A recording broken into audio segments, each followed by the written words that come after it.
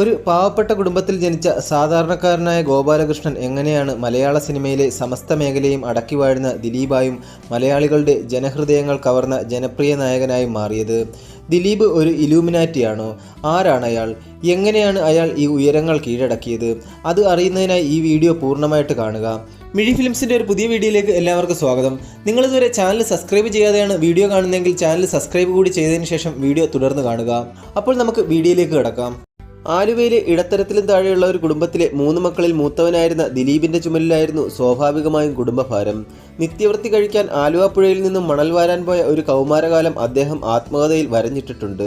ചെറിയ തുകയ്ക്ക് മിമിക്രി പരിപാടികളും ചാനൽ പരിപാടിയായ കോമിക്കോളയിലെ സ്കിറ്റുകളും ചെയ്തു നടന്ന് ഉപജീവനം കണ്ടെത്തിയ കുറിയ മനുഷ്യൻ മഹാരാജാസ് കോളേജിൽ നിന്നും ചരിത്രത്തിൽ ബിരുദം നേടി. സിനിമയായിരുന്നു എന്നും ദിലീപിന്റെ സ്വപ്നങ്ങളിൽ. ലക്ഷ്യങ്ങളിലേക്ക് എത്തിപ്പെടാനുള്ള വഴികൾ കൃത്യമായി ആസൂത്രണം ചെയ്ത് ചിട്ടയോടെ നീങ്ങുന്ന ജാഗ്രതയുള്ള ഒരു മനസ്സ് അദ്ദേഹത്തെ നയിച്ചിരുന്നു എന്നും. പക്ഷേ ഏതിനും ഒരു തുടക്കം ആവശ്യമാണല്ലോ. മിമിക്രി രംഗത്ത് സീനിയറായിരുന്ന ജയറാം അന്ന് സിനിമയിൽ കത്തി നിൽക്കുകയായിരുന്നു. അഭിനയിക്കാൻ അവസരം തേടി അദ്ദേഹത്തെ സമീപിച്ചെങ്കിലും മെലിഞ്ഞ ശരീരപ്രകൃതിയുള്ള ഈ കുറിയ മനുഷ്യനെ സ്ക്രീനിലേക്ക് ശുപാർശ ചെയ്യാൻ അദ്ദേഹത്തിന് ധൈര്യം വന്നില്ല. പകരം സിനിമയിൽ കയറിക്കൂടി പടിപടിയായി വളരുന്നതാവും ഉചിതമെന്ന ഉപദേശത്തോടെ അദ്ദേഹം സംവിധായകൻ കമലിന്റെ സഹായിയായി നിൽക്കാൻ അവസരമൊരുക്കി. മോഹൻലാലും ഉർവശിയും അഭിനയിച്ച വിഷ്ണു ലോകത്തിൽ ആദ്യം അസിസ്റ്റന്റ് ഡയറക്ടറായി ദിലീപ് എത്തി. സെറ്റിൽ ചുറുചുറുക്കോടെ ഓടി നടന്ന ആ യുവാവിൻ്റെ കണ്ണുകളിലെ അഗ്നി പലരും തിരിച്ചറിഞ്ഞു. മായാലോകം സ്വപ്നം കണ്ടുവന്ന് അതിലേറെ വേഗത്തിൽ കൊഴിഞ്ഞുപോയ അനേകം ഈയാമ്പാറ്റകളിൽ ഒരാളായിരിക്കില്ല ദിലീപെന്നും വലിയ ലക്ഷ്യങ്ങളിലേക്ക് ചുവടുവെക്കുന്ന പരിശ്രമശാലിയായ ഒരാളാണെന്നും പലരും ചന്നം ഭിന്നം പറയാൻ തുടങ്ങി. ദിലീപ് ഒന്നിനും ചെവി കൊടുക്കാതെ തന്നെ ഏൽപ്പിച്ച ജോലികളിൽ മുഴുകി. അന്ന് സ്വന്തമായി ഒരു റൂമില്ലാതിരുന്ന ഘട്ടത്തിൽ ലാൽ ജോസിനൊപ്പം സഹമുറിയനായി കൂടിയ ദിലീപ് ഒരു നിതാന്ത സൗഹൃദത്തിന് തുടക്കമിട്ടു. ഏതാനും സിനിമകളിൽ ഒതുങ്ങി നിന്നു ദിലീപിന്റെ സഹസംവിധാനം. എന്നോടിഷ്ടം കൂടാമോ എന്ന കമൽ ചിത്രത്തിൽ ഒരു ചെറിയ വേഷത്തിൽ അഭിനയിച്ചുകൊണ്ട് ക്യാമറയ്ക്ക് മുന്നിൽ തുടക്കമിട്ടു. പൂക്കാലം വരവായി എന്ന സിനിമയിലും ചെറിയ റോളിൽ അഭിനയിച്ചു. ചെറിയ ചെറിയ വേഷങ്ങളിൽ അഭിനയിച്ച് മുന്നേറുമ്പോഴും നായകൻ എന്ന സ്വപ്നം ദിലീപിന്റെ ഉള്ളിൽ നിറഞ്ഞു നിന്നിരുന്നു. എന്നാൽ അനുകൂല സാഹചര്യങ്ങൾക്കായി അദ്ദേഹം കാത്തിരുന്നു. മമ്മൂട്ടി ജോഷി ടീമിന്റെ സൈന്യമടക്കം പല പടങ്ങളിലും അപ്രധാനമായ ചെറിയ വേഷങ്ങളിൽ മിന്നിമറഞ്ഞുകൊണ്ടിരുന്ന കാലത്താണ് ഭാഗ്യദേവത മമ്മൂട്ടിയുടെ രൂപത്തിൽ ദിലീപിനെ അനുഗ്രഹിക്കുന്നത്. കോമിക്കോളയിലെ സ്ഥിരം സാന്നിധ്യമായിരുന്ന ദിലീപിനെ മമ്മൂട്ടി അന്നേ ശ്രദ്ധിച്ചിരുന്നു. സൈന്യത്തിന്റെ സെറ്റിൽ മിമിക്രി നമ്പറുകളുമായി എല്ലാവരെയും പൊട്ടിച്ചിരിപ്പിച്ച യുവാവിന്റെ അഭിനയപാടവം അന്നേ മനസ്സിൽ കുറിച്ചിട്ടു കഴിവുള്ളവരെ കണ്ടെത്തുന്നതിൽ അഗ്രഗണ്യനായ മമ്മൂട്ടി. ആയിടയ്ക്കാണ് കുക്കു പ്രിയപ്പെട്ട കുക്കു എന്ന സിനിമയിലൂടെ ശ്രദ്ധേയനായ സുനിൽ മാനത്തെ കൊട്ടാരം എന്ന പടം പ്ലാൻ ചെയ്യുന്നത്. സുരേഷ് ഗോപി അതിഥി താരമായി വന്ന സിനിമയിലെ നായകൻ ആരായിരിക്കണമെന്നത് സംബന്ധിച്ച ചർച്ചകൾ നടക്കുന്ന കാലം. സൗഹൃദത്തിന്റെ പേരിൽ സിനിമയുടെ കഥ കേട്ട മമ്മൂട്ടിയാണ് ദിലീപിന്റെ പേര് സുനിലിനോട് പറയുന്നത്. അങ്ങനെ മാനത്തെ കൊട്ടാരത്തിലൂടെ ദിലീപ് നായകനായി അരങ്ങേറി. പടം ഹിറ്റായതോടെ ദിലീപിന്റെ രാശി തെളിഞ്ഞെങ്കിലും പ്രശസ്തരായ സംവിധായകരോ എഴുത്തുകാരോ ഈ നടനെ കണ്ടതായി ഭാവിച്ചില്ല. ഉയരം കുറഞ്ഞ എടുത്തു പറയത്തക്ക രൂപഭംഗിയോ വ്യവസ്ഥാപിത ഹീറോ ലുക്കോ ഇല്ലാത്ത ഒരു നായകനെ ഉൾക്കൊള്ളാൻ അന്ന് മലയാളം ഫിലിം ഇൻഡസ്ട്രി പാകപ്പെട്ടിരുന്നില്ല. എന്നാൽ പരിമിതികളിൽ തളച്ചിടപ്പെടാൻ ദിലീപിന്റെ ഇച്ഛാശക്തി അനുവദിച്ചില്ല. ത്രീമൻ ആർമി, കല്യാണ സൗഗന്ധികം എന്നിങ്ങനെ ലോ ബഡ്ജറ്റ് സിനിമകളിൽ നായകനായി തിളങ്ങിയ ദിലീപ് അതൊക്കെയും ഹിറ്റുകളാക്കി.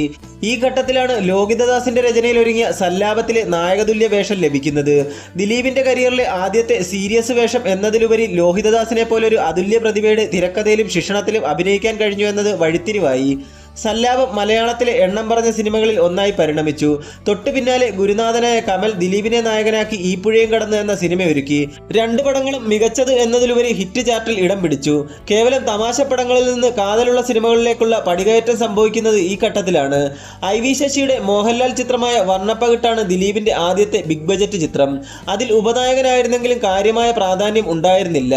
എന്നാൽ ലോഹിയുടെ തിരക്കഥയിലും സംവിധാനത്തിലും പുറത്തുവന്ന ജോക്കർ ദിലീപ് എന്ന നടന്റെ അഭിനയശേഷിയുടെ മാറ്റുരച്ചു. നർമ്മത്തിനപ്പുറം ഉള്ളിൽ തറയ്ക്കുന്ന മുഹൂർത്തങ്ങൾ അഭിനയിച്ച് ഫലിപ്പിക്കാൻ താൻ പ്രാപ്തനാണെന്ന് ദിലീപ് ആവർത്തിച്ച് തെളിയിച്ചു. ക്രമേണ പരിമിതികളില്ലാത്ത ഒരു നടനായി മാറുകയായിരുന്നു ദിലീപ്. സ്റ്റീരിയോ ടൈപ്പ് പടങ്ങളിലൂടെ വിപണന വിജയം ഉറപ്പുവരുത്തുമ്പോഴും ചാന്തുപൊട്ട്, കുഞ്ഞിക്കൂനൻ, പച്ചക്കുതിര, സൗണ്ട് തോമ എന്നിങ്ങനെ പരീക്ഷണാത്മക കഥാപാത്രങ്ങളും സിനിമകളും ഏറ്റെടുത്ത് വിജയിപ്പിച്ചു. പൊടിമീശ പോലും പാകമാകാത്ത നടനെന്ന് പലരും എഴുതിത്തള്ളിയ ദിലീപ് മീശ പിരിച്ചപ്പോൾ നർമ്മത്തിന്റെ മേമ്പൊടിയുള്ള ഒരു സീരിയസ് കഥാപാത്രവും സിനിമയും ഉയർക്കൊണ്ടു. മീശ മാധവൻ.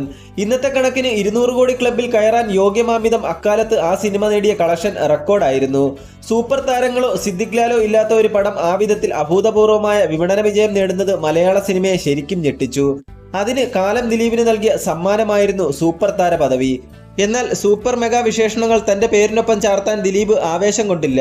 അയൽവീട്ടിലെ പയ്യൻ ഇമേജിൽ നിന്നുകൊണ്ട് കുട്ടികളുടെയും കുടുംബങ്ങളുടെയും ഒപ്പം ചെറുപ്പക്കാരുടെയും പ്രിയങ്കരനാകാൻ ശ്രമിച്ച ദിലീപ് പിന്നീട് അറിയപ്പെട്ടത് ജനപ്രിയ നായകൻ എന്ന പേരിലായിരുന്നു. ആ വാക്ക് അക്ഷരാർത്ഥത്തിൽ അന്വർത്ഥമാക്കുകയായിരുന്നു തുടർന്നുള്ള ഹിറ്റുകൾ.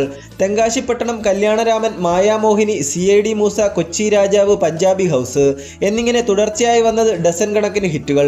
അക്കാലത്ത് മലയാളത്തിൽ ഒരു താരത്തിനും ഇങ്ങനെ ഒരു കരിയർ ഗ്രാഫ് ഉയർത്തി കാണിക്കാനായില്ല.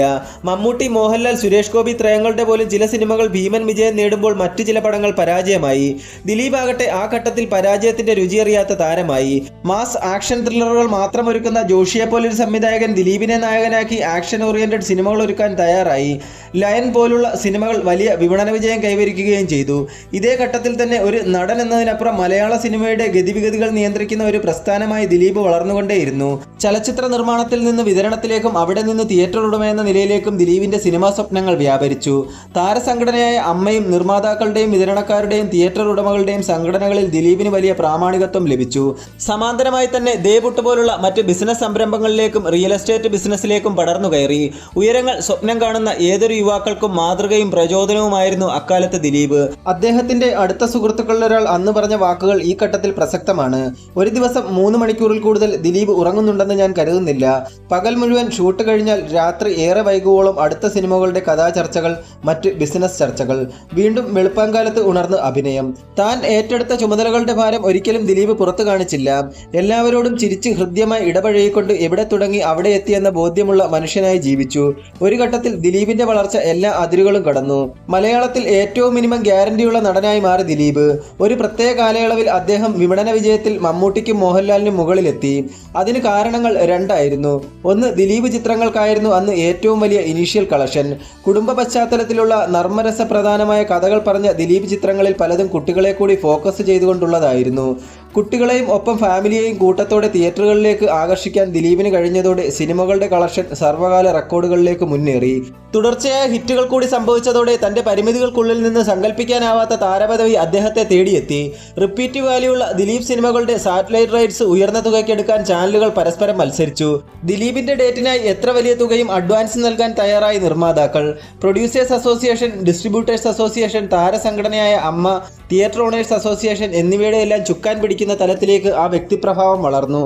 അമ്മയുടെ ധനശേഖരാർത്ഥം നിർമ്മിച്ച 2020 എന്ന സിനിമയുടെ നിർമ്മാണ ചുമതല ഏറ്റെടുക്കാൻ എല്ലാവരും ഭയന്നു നിന്നപ്പോൾ ആ ഹെവി റിസ്ക് പുഷ്പം പോലെ ഏറ്റെടുത്ത് വിജയിപ്പിച്ചു ദിലീപ്. വെല്ലുവിളികളെ അനായാസം നേരിടാനുള്ള ചങ്കൂറ്റമായിരുന്നു എന്നും കൈമുതൽ. പ്രതിസന്ധികളിൽ തളർന്നു പോകുന്ന ഹൈപ്പർ സെൻസിറ്റീവായ കലാകാരന്മാർക്കിടയിൽ വിപരീത ഘട്ടങ്ങളിലെ സാധ്യതകൾ തിരഞ്ഞു ദിലീപ്. തന്റെ ആജീവനാന്ത സമ്പാദ്യം മുഴുവൻ ചോർന്നൊലിച്ചു പോകാൻ സാധ്യതയുള്ള 2020 എന്ന പ്രോജക്റ്റ് ഭീകരമായ പ്രതിസന്ധികളെ നേരിട്ട സന്ദർഭങ്ങളിലും അടിപതറാതെ അത് പൂർത്തീകരിച്ച് വൻ ഹിറ്റാക്കി മാറ്റി. മുഴുവൻ താരങ്ങളെയും എണ്ണയിട്ട യന്ത്രം പോലെ ആ സിനിമയിൽ സഹകരിപ്പിക്കാനും ദിലീപിന്റെ നയചാതുര്യവും നേതൃശേഷിയും കൊണ്ട് സാധിച്ചു. അന്ന് പറഞ്ഞു കേട്ട ഒരു കഥയുണ്ട്. നയൻതാര 2020 അഭിനയിക്കാമെന്ന് വാക്ക് പറഞ്ഞെങ്കിലും തമിഴ് സിനിമയിലെ തിരക്ക് മൂലം അവർക്ക് പറഞ്ഞ സമയത്ത് എത്താൻ കഴിഞ്ഞില്ല. പലരും ശ്രമിച്ചിട്ട് നയൻതാരയെ സമയത്ത് കൊണ്ടുവരാൻ കഴിഞ്ഞില്ല. ഈഗോയും കോംപ്ലക്സുകളും സീനിയർ ജാടകളും കൊണ്ട് നടക്കുന്ന മലയാള സിനിമയിൽ ആരും ചെയ്യാത്ത ഒരു ദൗത്യം ദിലീപ് ഏറ്റെടുത്തു. തന്നേക്കാൾ ജൂനിയറായ നയൻതാരയെ ക്ഷണിക്കാൻ അദ്ദേഹം നേരിട്ട് ചെന്നൈയിലെത്തി. നയൻസ് ഒടുവിൽ 2020 അഭിനയിക്കുകയും ചെയ്തു. അസാധ്യമായി ഒന്നുമില്ല എന്നതായിരുന്നു എന്നും അദ്ദേഹത്തിന്റെ കാഴ്ചപ്പാട്. മറ്റു പലരെയും പോലെ അതിവാചാലതയിൽ അഭിരമിക്കാതെ സ്വന്തം കർമ്മമണ്ഡലത്തിൽ നിശബ്ദം മുന്നേറുന്നതിലായിരുന്നു എന്നും ദിലീപിന്റെ ശ്രദ്ധ. ഉറ്റ സുഹൃത്തായ കൊച്ചിൻ ഹനീഫ അകാലത്തിൽ അന്തരിച്ചപ്പോൾ അദ്ദേഹത്തിന്റെ കുടുംബത്തിന് ആവശ്യപ്പെടാതെ തന്നെ സഹായങ്ങൾ എത്തിച്ച ദിലീപിനെ കുറിച്ച് ഹനീഫയുടെ കുടുംബം ഏറെ വികാരവായ്പോടെയാണ് പ്രതികരിച്ചത്. മലയാളത്തിലെ ഒരു മുതിർന്ന നടി മകളുടെ വിവാഹവുമായി ബന്ധപ്പെട്ട് സാമ്പത്തിക വിഷമതകൾ നേരിട്ട സന്ദർഭത്തിലും ആരും പറയാതെ തന്നെ ദിലീപ് സഹായഹസ്തവുമായി എത്തി. ലോഹിതദാസിന്റെ കുടുംബത്തെയും മരണശേഷം അന്വേഷിച്ച സിനിമാ പ്രവർത്തകരിൽ ഒരാൾ ദിലീപ് ആയിരുന്നെന്ന് അനുഭവസ്ഥർ പറയുന്നു. മലയാളത്തിലെ ഒരു ഹാസ്യ നടൻ സിനിമകളില്ലാതെ വീട്ടിലിരുന്ന സന്ദർഭത്തിൽ ദിലീപ് അങ്ങോട്ട് വിളിച്ച് പടങ്ങൾ കൊടുക്കുമായിരുന്നെന്ന് വെളിപ്പെടുത്തുകയുണ്ടായി. ദിലീപിന്റെ കാരുണ്യത്തിന്റെ ഗുണഫലം അനുഭവിച്ച വേറെയും ധാരാളം പേരുണ്ട്. ഇതൊന്നും പുറത്ത് അറിയുന്നതോ പ്രചരിക്കുന്നതോ അദ്ദേഹം ആഗ്രഹിക്കുന്നില്ല. ഒരു മനുഷ്യനെന്ന നിലയിലുള്ള കടമകൾ നിറവേറ്റുകയായിരുന്നു ദിലീപ്. തിയേറ്ററുകളിൽ കേവലം ആളെ നിറയ്ക്കാൻ കെൽപ്പുള്ള ഒരു താരം മാത്രമായിരുന്നില്ല ദിലീപ്. അതിനുമപ്പുറം മികച്ച അഭിനയശേഷിയും തനത് ശൈലിയുമുള്ള നടൻ എന്ന നിലയിലും അദ്ദേഹം സ്വയം അടയാളം അടയാളപ്പെടുത്തി. സ്വാഭാവിക അഭിനയത്തിന്റെയും സൂക്ഷ്മ അഭിനയത്തിന്റെയും മികച്ച മാതൃകകൾ സൃഷ്ടിക്കാനുള്ള കെൽപ്പ് അദ്ദേഹത്തിനുണ്ട് എന്നതിന് നിരവധി ഉദാഹരണങ്ങളുണ്ട്. സല്ലാപവും ജോക്കറും മുതൽ പിന്നീടങ്ങോട്ട് നിരവധി സിനിമകളിൽ ദിലീപ് ഇത് ആവർത്തിച്ച് തെളിയിച്ചു. അതിഭാഗവത്വവും സ്ലാപ്സ്റ്റിക് കോമഡിയും നിറഞ്ഞ സിനിമകളിൽ പോലും മികച്ച നടൻ എന്ന നിലയിൽ പ്രതിഭയുടെ മിന്നലാട്ടങ്ങൾ കാഴ്ചവെക്കുന്ന ദിലീപിനെ കാണാം. എന്നാൽ അദ്ദേഹത്തിലെ നടനെ പൂർണ്ണമായ അർത്ഥത്തിലും തലത്തിലും പ്രയോജനപ്പെടുത്താൻ ഉതകുന്ന കഥകളും കഥാപാത്രങ്ങളും സിനിമകളും ലഭിച്ചില്ല എന്നതാണ് സത്യം. അതുല്യ സംവിധായകരുമായി സഹകരിക്കാൻ സാധിക്കാതെ പോയത് ദിലീപിലെ നടനെ പരിമിതപ്പെടുത്തി. ടി വി ചന്ദ്രന്റെ കഥാപുരുഷനിൽ മികച്ച പ്രകടനം കാഴ്ചവെച്ച ദിലീപിനെ നായകനാക്കി അടൂർ ഗോപാലകൃഷ്ണൻ പിന്നെയും എന്ന സിനിമ ഒരുക്കിയെങ്കിലും ആ ചിത്രം അടൂരിന്റെയും ദിലീപിന്റെയും ഖ്യാതി ഉയർത്തിയില്ല. ഉദയകൃഷ്ണ, സിബി കെ തോമസ്, ബെന്നി പി നായരമ്പലം എന്നിങ്ങനെയുള്ള വാണിജ്യ സിനിമാ രചയിതാക്കളുടെ തിരക്കഥകൾ ദിലീപിലെ വലിയ നടനെ ആഴത്തിൽ അടയാളപ്പെടുത്താൻ തക്ക കാതലില്ലാത്തവയായിരുന്നു. ചാന്ദ് പട്ട് എന്ന ലാൽജോ സിനിമയാണ് ഏക അപവാദം. അതിലെ ശ്രയണ സ്വഭാവമുള്ള നായകനെ ദിലീപ് ഉജ്ജ്വലമാക്കി. ലഭ്യമായ സന്ദർഭങ്ങളെ മികച്ച അഭിനയ മുഹൂർത്തങ്ങൾ കൊണ്ട് അനശ്വരമാക്കുവാൻ ദിലീപിന് സാധിച്ചു. വെൽ കൺസ്ട്രക്റ്റഡ് സ്ക്രിപ്റ്റിങ്ങും ക്യാരക്ടറൈസേഷനെ കുറിച്ച് സമുന്നതമായ ധാരണകളുള്ള റാഫി മക്കാട്ടിന്റെ പഞ്ചാബി ഹൗസിലും രഞ്ജൻ പ്രമോദിന്റെ മീശ മാധവനിലും ദിലീപിന് നന്നായി തിളങ്ങാൻ സാധിച്ചു. എന്നാൽ ഈ സിനിമകളും പരമ്പരാഗത വാണിജ്യ സിനിമകളുടെ ബേസിക് പാറ്റേണിൽ നിന്നും പൂർണ്ണമായി വ്യതിചലിച്ച ചിത്രങ്ങളായിരുന്നില്ല. തനിയാവർത്തനവും മതിലുകളും പൊന്തന്മാടയും മൃഗയും വടക്കൻ വീരഗാഥയും ലഭിച്ച മമ്മൂട്ടിക്കും വാനപ്രസ്ഥവും ഭരതവും കിരീടവും സ്ഫടികവും ലഭിച്ച മോഹൻലാലിനുമൊപ്പം നിൽക്കാൻ ദിലീപിന് പലപ്പോഴും കഴിയാതെ പോയത് അത്തരം അവസരങ്ങളുടെ ദൗർലഭ്യം കൊണ്ട് തന്നെയായിരുന്നു. നടൻ എന്ന നിലയിൽ ദിലീപ് എക്കാലവും മിതത്വം പാലിച്ച സ്വാഭാവിക അഭിനയശൈലിയുടെ വക്താവായിരുന്നു. പ്രകടനപരമായ ഹാസ്യത്തേക്കാൾ നാച്ചുറൽ ഹ്യൂമറായിരുന്നു ദിലീപിന്റെ രീതി. ചാന്ദ് പട്ടിലെയും കുഞ്ഞിക്കൂനലിലെയും വേഷങ്ങൾ കേവലം ഫാൻസി ഡ്രസ് എന്ന നിലയിൽ തരം താഴാൻ സാധ്യതയുള്ള ഒന്നായിരുന്നു.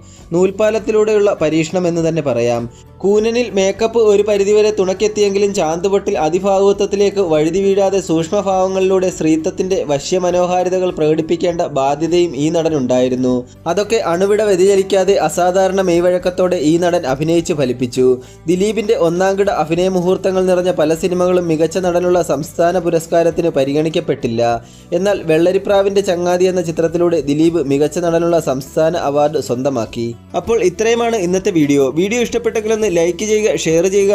കൂടാതെ നിങ്ങൾക്ക് ഏറ്റവും ഇഷ്ടപ്പെട്ട ദിലീപ് ചിത്രം ഏതാണെന്ന് കമന്റ് ബോക്സിൽ രേഖപ്പെടുത്തുക. ചാനൽ കൂടി ഒന്ന് സബ്സ്ക്രൈബ് ചെയ്ത് സപ്പോർട്ട് ചെയ്തു തരിക.